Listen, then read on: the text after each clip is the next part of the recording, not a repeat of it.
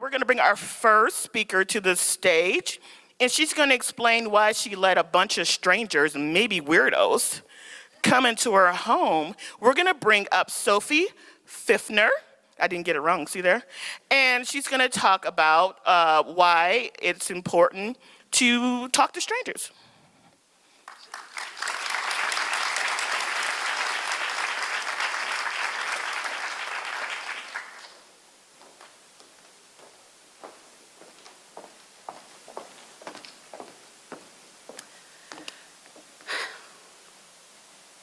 As humans, we all have and share a wide range of emotions. In fact, I'm going to ask everyone to just close their eyes for just a moment and think about one of those moments that just made you go, wow. For some, you might be thinking about that day you said I do. For others, you might be thinking about that day that you mustered up enough courage to ask for the pay that you deserved or promotion.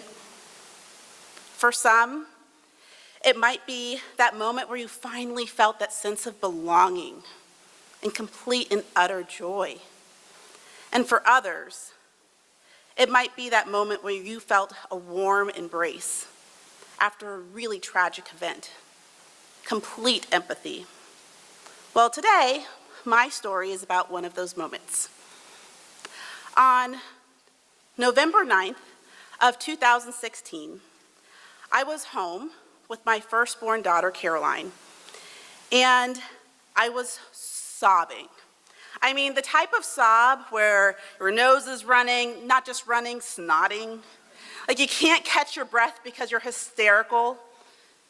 The type of ugly cry where even after you're done crying, you're like, oh my gosh, I'm so exhausted.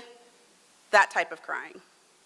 Well, the reason why I was crying is because just a few hours earlier, as I read the Twitter stream and watched local news, all of the reports said, Donald Trump wins 2016 election. And hold on, before half of you turn off. As a Black woman, as the daughter of immigrants, as a survivor of sexual assault, before 2020, there was 2016, and it was an incredibly hard year. The language that was used was vile, language that I wouldn't even use in front of my grandmother. And the rhetoric was so divisive that I was really struggling to find empathy and connection. So as I looked down at my newborn daughter, I made a promise to her. And that promise was that I would always do good that matters. That I would always use my voice and my experiences to positively impact the world. And thankfully, my mother was at my home that morning and walked in after I made that promise to Caroline. And she looked at me and said, Sophia, your body's gonna go back to normal. And then walked out. I know, that's parents. To tell you a little bit about my parents, I mentioned I'm a first-generation American. My parents are from Jamaica, and I grew up in a rural town where it's the type of town where on Fridays everyone goes to the football games, and on Saturdays, pending the season, you might be watching an OSU game, you could be going to the pool, catching crawdads in the creek, and on Sundays, we went to church. Sunday morning, Sunday afternoon, sometimes Sunday evenings, and on Wednesdays too. So if you ever need somebody for Bible Bowl, I am your gal. And my community that I grew up in was one that was centered on connection. And as a first-generation American, my parents had two goals for my purpose in life. One, you're gonna go and get a good education. And two, you're gonna get a good job. So naturally, after graduating high school, I went to a local state college, and I found myself on an unexpected path of working in Washington, D.C. for Senator George Voinovich on Capitol Hill. And it was there that I really found this connection to community impact and social change. So by day, I worked for this compassionate conservative, And by night, I volunteered with the Miss America Scholarship Program. I'm not gonna lie, I did it for the philanthropy and then found out I'm really obsessed with glitter and wearing crowns. So after I had this experience, 2016 happens, and as somebody who considers themselves a very moderate human being, I found a really hard time trying to find my center. And as I was working through this journey of committing to this promise that I made to my daughter Caroline, I found myself at a women's conference. And as I was sitting there, there's 3 different options, one for being your best boss, one for being a strong advocate, and one for running for office. I sat down next to this woman named Crystal. And Crystal is the staunchest Democrat you've ever met. Some of you, I'm sure, probably know her. She can talk about politics and policy till there's no tomorrow, and I felt like I found my soulmate. I was so excited. Because while we came from 2 different perspectives, I was just eager to understand why she felt the way that she did, what policy solutions might be helpful to the community. And as we kept on talking that day, we thought, you know what? We have a really great idea. Let's start a book club, but with no books. In fact, let's just talk about politics. And then instead of coffee, we'll just replace that with wine. And you know what? In addition to that, let's invite complete strangers over and have a conversation about politics and women in America. Brilliant. And that's exactly what we did. We called it Salon Lab. We ended up posting messages on social media, inviting legitimately complete strangers to my home. And on our first meeting date, which was November of 2017, we anxiously awaited because, quite frankly, I wasn't sure that anybody was going to show up. While Crystal and I like to talk politics and policy, after the 2016, I feel like most people are pretty closed off to those types of conversations. But lucky for us, my doorbell rang, and people walked into my house. It was amazing. It worked. No police officer would ever suggest what I did. I do not recommend anyone repeat this. So, we prepared our house. We set out the wine glasses, lots of wine, no coffee. We kept it high class. We set out bowls of popcorn and some M&Ms.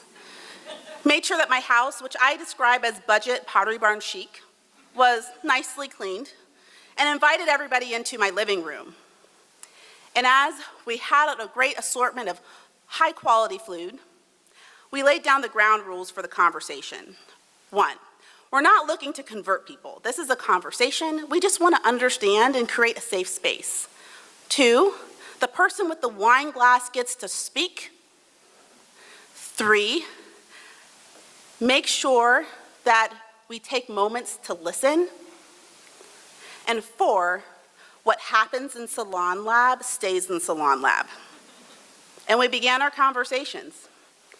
And every month, for nearly 4 years, me and a group of women would have conversations about Black Lives Matter, Me Too, abortion, gun control, everything under the moon.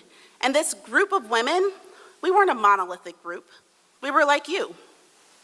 We were Trump supporters, Obama believers, environmentalists, gun enthusiasts, township trustees, stay-at-home moms.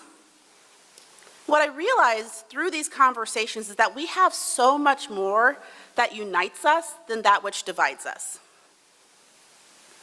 And before I wrap up, I'd like to share a moment and a memory about one of our Salon Lab guests who was, I call her my diehard fan, Linda.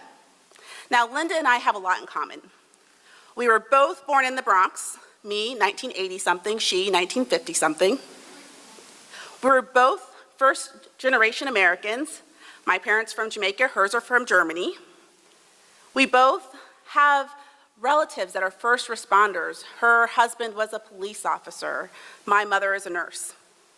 We both love our community and love to talk about politics. Well, the second meeting for Salon Lab was about Black Lives Matter.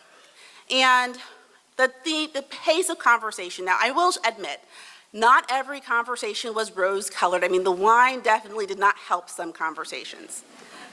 But at the end of the day, after we calmed some people down or kind of took away their booze, we made sure that everybody had a space to just understand and listen. So when it was Linda's turn to talk about what Black Lives Matter meant to her, she shared that I say Blue Lives Matter not to throw shade at Black Lives Matter, but because I think about my first husband, who was a police officer. And as his wife, I would worry about him and would I see him in the morning, because he worked the night shift.